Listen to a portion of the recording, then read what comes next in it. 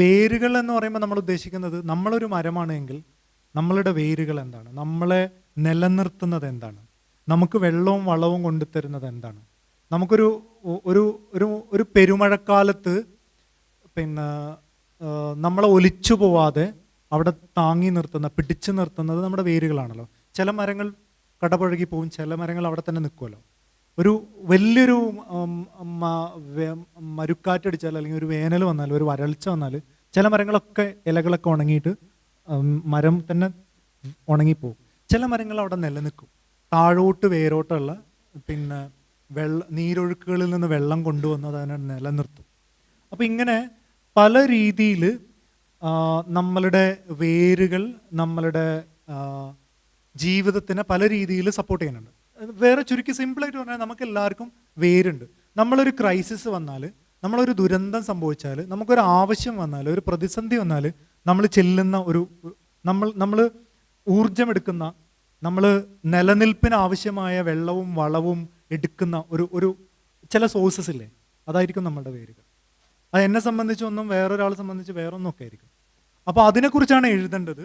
അപ്പോൾ ചിലപ്പോൾ എന്നെ സംബന്ധിച്ച് അത് എൻ്റെ ഫ്രണ്ട്സ് ആയിരിക്കും, ചിലപ്പോൾ വേറൊരാൾക്ക് അത് ഫാമിലി ആയിരിക്കും, വേറൊരാൾക്ക് ചിലപ്പോൾ അയാളുടെ പ്രണയിനിയായിരിക്കും, വേറൊരാൾക്ക് ചിലപ്പോൾ പുസ്തകം, വേറൊരാൾക്ക് യാത്ര, വേറൊരാൾക്ക് അയാളുടെ മതവിശ്വാസം, അങ്ങനെ പലർക്കും പലതും ആയിരിക്കും.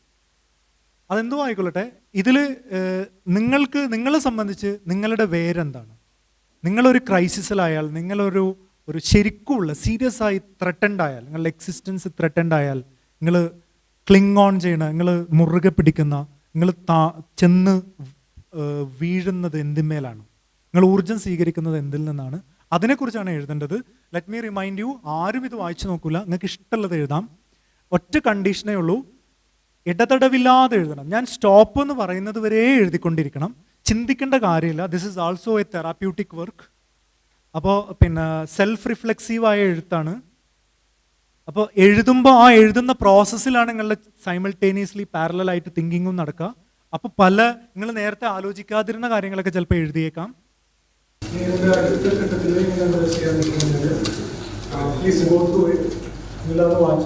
നിങ്ങൾ വായിക്കുന്ന സമയത്ത് പേന വെച്ചിട്ട് വായിക്കണം.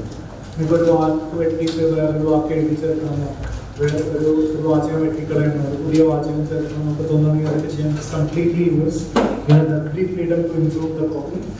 വെറുതെ ഒന്ന് വായിച്ചു നോക്കുന്ന സമയത്ത് ഒരു കാര്യം കൂടി ചെയ്യേണ്ടത്, ആ എഴുത്തിന് ഏറ്റവും പ്രധാനപ്പെട്ടതും നിങ്ങളെ സംബന്ധിച്ച് ഏറ്റവും പ്രിയപ്പെട്ടതുമായിട്ടുള്ള ഒരു വാചകത്തിന് ഇഫ് യു വാണ്ട്, നിങ്ങൾക്ക് താല്പര്യമുണ്ട് എങ്കിൽ മാത്രം ആ അണ്ടർലൈൻ ചെയ്ത വാചകം വായിക്കണം, താല്പര്യമുണ്ടെങ്കിൽ മാത്രം. അപ്പൊ അത് വായിക്കുമ്പോൾ കേൾക്കുന്ന ആളുകളിൽ നമുക്ക് നമ്മളുടെ ഒരു ഉത്തരവാദിത്വം എന്ന് പറയുന്നത് അത് അയാളുടെ വേരുകളെ കുറിച്ചുള്ള അയാളുടെ പേഴ്സണലായ ആലോചനയിൽ അയാളെ സംബന്ധിച്ച് വളരെ പ്രിയപ്പെട്ട ഒരു വാചകം. നമ്മളെ സംബന്ധിച്ചത് ഒരു സാധാരണ വാചകമില്ല. അതിന്റെ സാഹിത്യ ഭംഗിയല്ല പ്രധാനം, അയാളെ സംബന്ധിച്ചത് വ്യക്തിപരമായി എത്ര പ്രിയപ്പെട്ടതാണ്, വ്യക്തിപരമായി എത്ര പ്രധാനമാണെന്നുള്ളതാണ് ഇതിലെ ഒരു കാര്യം. ചിലപ്പോൾ ഞാൻ എഴുതിയിട്ടുണ്ടാവാം, എൻ്റെ ഉമ്മ എൻ്റെ ജീവന്റെ ജീവനാണ് എന്നുള്ളൊരു വാചകം ചിലപ്പോൾ ഞാൻ എഴുതിയിട്ടുണ്ടാവും. അത് കേൾക്കുന്ന ഒരാൾക്ക് ഒരു സാധാരണ വാചകമായിരിക്കും, പക്ഷെ എന്നെ സംബന്ധിച്ച് എന്നെ നിലനിർത്തുന്ന ഒരു വാചകം ഉണ്ടാവില്ല. അപ്പൊ അതുകൊണ്ട് തന്നെ അത് invitation is if you want you can എല്ലാവർക്കും സാധ്യമല്ല, ആർക്ക് താല്പര്യമുള്ള ആളുകൾക്ക് ആ അണ്ടർലൈൻ ചെയ്ത വാചകം മാത്രം. ലളിതമായ ഒരൊറ്റ കാര്യം മാത്രമേ ഉള്ളൂ, മറ്റാളുകളെ ജഡ്ജ് ചെയ്യുന്നതിൻ്റെ ഒരു പ്രശ്നം. പലപ്പോഴും നമുക്ക് പ്രത്യേകിച്ചും എഴുത്തിന്റെ തുടക്കത്തിൽ മാത്രമല്ല ഏത് സ്റ്റേജിലും ഒരു സെൽഫ് ഡൗട്ട് ഉണ്ടാവും. ഇത് മതി, ഇത് ശരിയായോ, ഇത് കുറച്ചും കൂടി നന്നാക്കാനുണ്ടോ, ഈ വാക്ക് റൈറ്റ് വേർഡാണ്, ഇത് കുറച്ചും കൂടി ഇതിന്റെ സിൻടാക്സ് എങ്ങനെ തന്നെയാണോ വേണ്ടത് എന്നൊക്കെയുള്ള ഒരു സെൽഫ് ഡൗട്ട്, ക്രിട്ടിക്കലായിട്ടുള്ള ഒരു സ്കെപ്റ്റിസിസം, സന്ദേഹം, സംശയം, അത് നല്ലതുമാണ് ഒരു പരിധി വരെ. നമ്മളെ തന്നെ കൺഗ്രാജുലേറ്റ് ചെയ്യാൻ തുടങ്ങിക്കഴിഞ്ഞാൽ നമ്മുടെ മുരടിച്ച പൂർണ്ണമാണ്. അപ്പോൾ നമ്മള് ഒരു സെൽഫ് ക്രിട്ടിക്കലായിട്ട് കുറച്ചൊക്കെ ഒരു സ്കെപ്റ്റിക്കലായിട്ട് ഇങ്ങനെ നിന്ന് കഴിഞ്ഞാൽ അത് നമ്മളെ പലപ്പോഴും ഗ്രോ ചെയ്യാനുള്ള പുതിയ വിഭവങ്ങൾ സമാഹരിക്കാൻ നമ്മളെ പ്രചോദിപ്പിച്ചേക്കാം. അതേ സമയത്ത് വേറൊരാളിനെ ജഡ്ജ് ചെയ്ത് കൊന്നുകളയോ എന്നുള്ളൊരു പേടി, ഇപ്പോൾ കൃഷ്ണൻ നായർ പോലുള്ള ഒരാളുണ്ടാവുമോ എന്നുള്ള ഒരു പേടി ചിലപ്പോൾ പിന്നെ നമ്മളുടെ എഴുത്തിനെ പല രീതിയിൽ തടസ്സപ്പെടുത്തുന്നു. ഫ്ലോ റൈറ്റിംഗ് കൊണ്ട് ഉദ്ദേശിച്ച കാര്യം ഇത് സ്ട്രീം ഓഫ് കോൺഷ്യസ്നസ് ടെക്നിക്കിലൊക്കെ ആളുകൾ ചെയ്യുന്ന ഒരു കാര്യമാണ്. നിങ്ങൾ എഴുത്തിൽ താല്പര്യമുള്ളപ്പോൾ ഇവിടെ ഇരുന്ന് പേനോണ്ട് എഴുതാൻ ബുദ്ധിമുട്ടുള്ള കീബോർഡിൽ വർക്ക് ചെയ്യുന്ന ആളുകൾക്ക് ഇത് റെഗുലർ ആയിട്ട് എല്ലാ ദിവസവും ഇത് ധാരാളം ആളുകൾ റൈറ്റിംഗിന്റെ പരിശീലനത്തിന്റെ ഭാഗമായിട്ട് റെഗുലർ ആയിട്ട് ചെയ്യുന്ന ഒരു കാര്യം. രാവിലെ നേരത്തെ ഇരുന്നിപ്പോൾ ഒരു നോട്ട് ബുക്ക് വാങ്ങുക, അതിൽ ഒരു 3 പേജിൽ അല്ലെങ്കിൽ കീബോർഡ് എടുത്തിട്ട് അതിലൊരു മേ ബി എത്രയെങ്കിലും ഒരു വേർഡ് കൗണ്ട് നമുക്ക് പറ്റുന്ന ഒരു വേർഡ് കൗണ്ട് നിശ്ചയിച്ചിട്ട് ചിലപ്പോൾ 400 വാക്കാവാം 500 വാക്കാവാം ആ വേർഡ് കൗണ്ട് നിശ്ചയിച്ചിട്ട് നമ്മൾ ടൈപ്പ് ചെയ്യാം. ഇന്നതും എന്തും ടൈപ്പ് ചെയ്യാം. ചിലപ്പോൾ അതൊരു ക്യാരക്ടറിന്റെ മനോവിചാരങ്ങൾ ഇങ്ങനെ പ്രത്യേകിച്ച് പ്ലാനൊന്നും ഇല്ലാതെ ടൈപ്പ് ചെയ്ത് എഴുതി പോകുന്നതിനാണ് ഈ സ്ട്രീം ഓഫ് കോൺഷ്യസ്നസ് എന്ന് പറയുന്നത്. എന്നിട്ട് ആ ക്യാരക്ടറിനെ ഡെവലപ്പ് ചെയ്ത് അല്ലെങ്കിൽ ഒരു പ്രത്യേക കഥയെ ഡെവലപ്പ് ചെയ്ത് കൊണ്ടുപോകാനൊക്കെ പിന്നീട് പറ്റും. അപ്പോൾ അങ്ങനെ എഴുതുന്ന പലതും ഇത് ഡയറി എഴുത്തല്ല. ഡയറി എഴുത്തെന്ന് പറഞ്ഞു കഴിഞ്ഞാൽ നമ്മുടെ അനുഭവം രേഖപ്പെടുത്തുകയാണ്. ഇത് നമ്മളുടെ അനുഭവമല്ല, നമ്മളത് ഉണ്ടായ സംഭവങ്ങളാണല്ലോ ഡയറിയിൽ രേഖപ്പെടുത്തുന്നത്. ഡയറി എഴുത്തിൽ നിന്ന് ഇതിനെ വ്യത്യസ്തമാക്കുന്നത് ഇത് നമ്മുടെ റിഫ്ലക്ഷൻസ് ആണ്, നമ്മളുടെ തോന്നലുകളാണ്, നമ്മളുടെ മ്യൂസിങ്സ് ആണ്. അതാണ് നമ്മൾ എഴുതുന്നത്. അപ്പോൾ അതിങ്ങനെ ഇത് ഒരു റെഗുലർ പ്രാക്ടീസ് ആയിട്ട് കുറേ എഴുതുക ചെയ്യാറുണ്ട്. ഫിക്ഷനൊക്കെ എഴുതാൻ താല്പര്യമുള്ള ചെയ്യാവുന്നതാണ്. എൻ്റെ ഒരു പേഴ്സണൽ അഭിപ്രായത്തിൽ നമ്മൾ വായിച്ചിട്ട് നമ്മളെ കൺഗ്രാജുലേറ്റ് ചെയ്യുക മാത്രം ചെയ്യുന്ന ആളുകൾക്ക് വായിക്കാൻ കൊടുക്കരുത്. ക്രിട്ടിക്കലി കാണുന്ന ഇത് വായിച്ചിട്ട് അടിപൊളിയായിട്ടുണ്ട്, നീ ഉഷാറാണെന്ന് പറയുന്ന ആളുകൾക്ക് എല്ലാം വായിക്കാൻ കൊടുക്കേണ്ടത്. അതിന്റെ കുഴപ്പങ്ങൾ പറഞ്ഞു തരുന്ന, അതിനെ ഇംപ്രൂവ് ചെയ്യാൻ സഹായിക്കുന്ന, അതിനെ ക്രിട്ടിക്കലി നോക്കുന്ന ആളുകൾക്കാണ് വായിക്കാൻ കൊടുക്കേണ്ടത് എന്നാണ് എൻ്റെ പേഴ്സണൽ ഒപ്പീനിയൻ.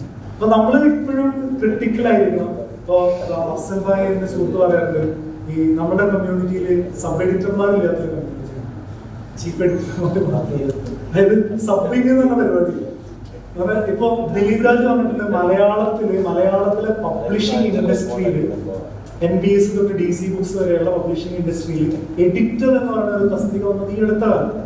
എന്ന് പറഞ്ഞു കഴിഞ്ഞാല് നമ്മുടെ എല്ലാ എഴുത്തുകാരും വിചാരിക്കുന്നത് ഇദ്ദേഹം പറഞ്ഞ പോലെ ഞാൻ വലിയ എഴുത്തുകാരാണ്, നമ്മളത്ര വിശ്വോത്തര എഴുത്തുകാരാണ് നമ്മൾ വിചാരിക്കുന്നത്, ഞാൻ ഉൾപ്പെടെയുള്ള എഴുതുക. അപ്പൊ അങ്ങനെ വിചാരിക്കുന്നതിന്റെ ഒരു കുഴപ്പം എന്താണെന്ന് വെച്ച് കഴിഞ്ഞാൽ നമുക്ക് ഒരിക്കലും വിശ്വോത്തര എഴുത്തുകാരാവാൻ പറ്റില്ല.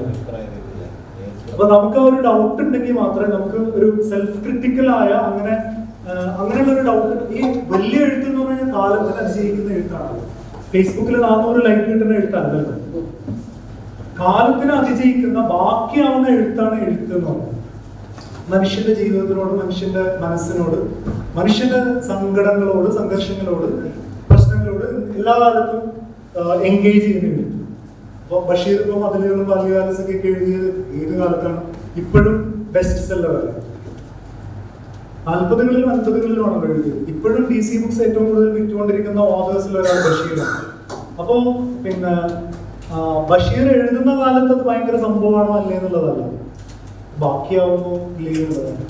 അങ്ങനെയാണെങ്കിൽ നമ്മുടെ അടുത്ത വിഷയം എന്റെ ചില്ലകളാണ്.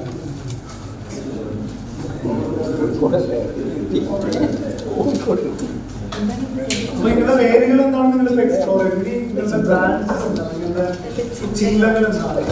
ചിലത് മനസ്സിലായി, എന്തായിരിക്കും വേരുകൾ മനസ്സിലായി കഴിഞ്ഞാൽ ചിലകൾ മനസ്സിലായി, ചിലതെന്തായിരിക്കും നിങ്ങൾ ലോകത്തിന് തിരിച്ചു കൊടുക്കുന്നതാണ്. നിങ്ങളുടെ തണൽ, നിങ്ങളുടെ കായികനികൾ, നിങ്ങളുടെ പച്ചപ്പ്, നിങ്ങൾ ലോകത്തിന് തിരിച്ചു കൊടുക്കുന്നതല്ല.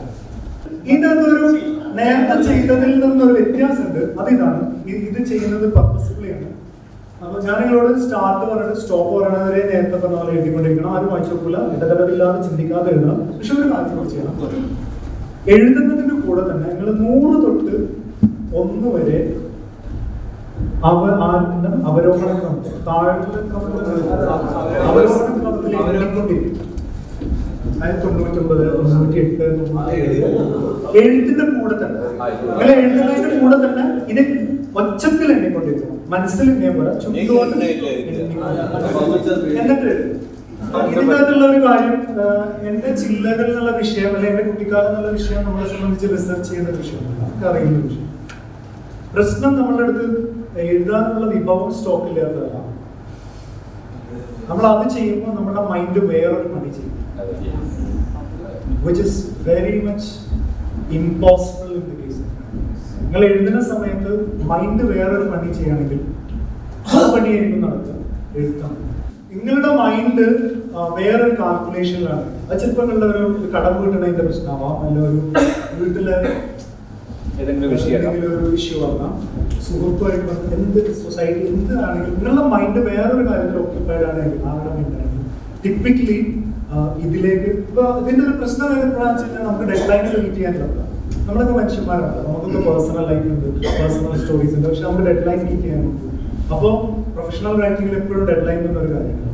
അപ്പൊ നമ്മൾ തൽക്കാലത്തേക്കെങ്കിലും ഇത് സെറ്റ് അസൈഡ് ചെയ്യേണ്ടി വരും, കുറച്ചപ്പുറത്തേക്ക് മാറ്റി വെച്ചിട്ട് ഇതിന്മേൽ തന്നെ കോൺസെൻട്രേറ്റ് ചെയ്യേണ്ടി വരും തൽക്കാലത്തേക്കെങ്കിലും.